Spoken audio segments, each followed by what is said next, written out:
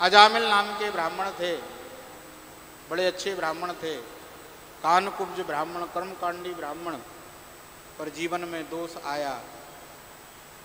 एक वेश्या से प्रेम हुआ और उसके संग के कारण इनका जीवन दूषित हो गया।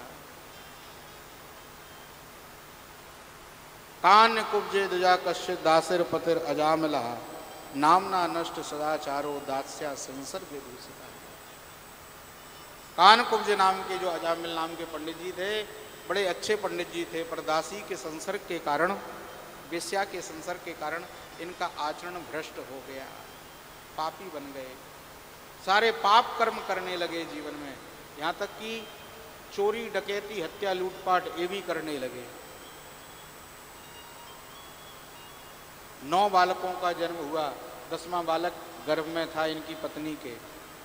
अजामिल घर में था नहीं, संतों का आगमन हुआ, संतों को पता नहीं था, इसके घर पर भिक्षा मांगी। स्त्री ने दरवाज़ा खोला, संतों को देखा तो हाथ जोड़ करके निवेदन किया, महाराज आप मेरे घर से भिक्षा मत लो। क्यों? क्योंकि आप संत हैं और हमारा घर बड़ा अपवित्र है, मैं वेश्या हूँ और मेरे पति बोले चोर डाकू हैं, हमारे घर का अन्न पवित्र नहीं है, आपको देने लायक नहीं है। संतों ने मन में विचार किया, इस अधम व्यक्ति को हमको धर्मात्मा बनाना है, इसकी मुक्ति का कुछ कार्य करना है, क्योंकि संत तो बड़े सरल होते। मन में विचार किया, इसका कल्याण करना है। तो कहा ठीक है देवी, हम तो जा रहे हैं, पर हमारे कहने से आप एक बात हमारी मानोगी? कितने बालक हैं? बोले 9। एक बात हमारी मान लो, अब की बार में तुम्हारे बालक होगा, हमारा आशीर्वाद है, हमारे कहने से उस बालक का नाम तुम नारायण रख लेना, बस इतना कहा मान लेना। उस स्त्री ने कहा ठीक है।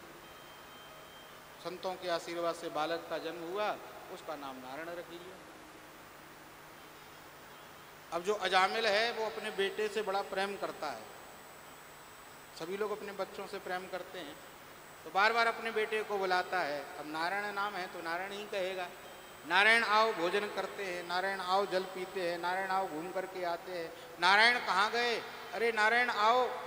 इस प्रकार से दिन में कम से कम 100-200 बार नारायण नारायण कह लेता है, पर पाप में कोई कमी नहीं। धीरे धीरे समय निकला, इसकी मृत्यु का समय आया। जैसे ही मरने लगा, यमराज के दूत आए और इसको पकड़ करके नरक की ओर खींच के ले जाना चाहते हैं, इसके प्राणों को निकालना चाहते हैं। फंदा डाला और जैसे ही प्राणों को खींचने लगे यमराज के दूत, तो पहले तो ये घबराया, चिल्लाया, कोई बचाओ कोई बचाओ। मरते समय अगर कोई व्यक्ति घबराहट बहुत ज़्यादा हो रही है और बचाओ बचाओ ऐसा चिल्ला रहा है, बोल रहा है, तो समझ जाना चाहिए कि उसको यमराज के दूत पकड़ के नरक लेकर के जा रहे हैं। और किसी की मृत्यु का पता ही ना चले, बैठे बैठे प्राण निकल जाएं या सोते सोते प्राण निकल जाएं, तो समझना चाहिए कि भगवान के किसी ना किसी धाम में गया है। तो यमराज के दूतों ने जैसे ही फंदा डाल करके इसके प्राणों को खींचना आरंभ किया, चिल्लाने लगा कोई बचाओ कोई बचाओ, पर कोई आसपास था। इसका जो बेटा है सबसे छोटे वाला नारायण नाम का, वो दूर खेल रहा है, तो आवाज लगाई अपने बेटा को, नारायण बचाओ बेटा, नारायण बचाओ। जैसे ही कहा नारायण बचाओ, ठीक उसी समय भगवान के 4 पार्षद प्रकट हो गए। बोलो नारायण भगवान की। यमराज के दूतों को रोक दिया, सुनो भैया, अब ये नरक जाने का अधिकारी नहीं है। क्यों नहीं है? बोले इसने मरते समय भगवान का नारायण नाम ले लिया है, और अंत में जो भगवान का नाम ले लेता है, बोले वो नरक जाने का अधिकारी नहीं होता है। यमराज के दूतों ने कहा महाराज क्षमा करना, पर इसने कोई भगवान का नाम नहीं लिया है। तो बोले इसने तो अपने बेटे को बुलाया है, इसके बेटे का नाम नारायण है।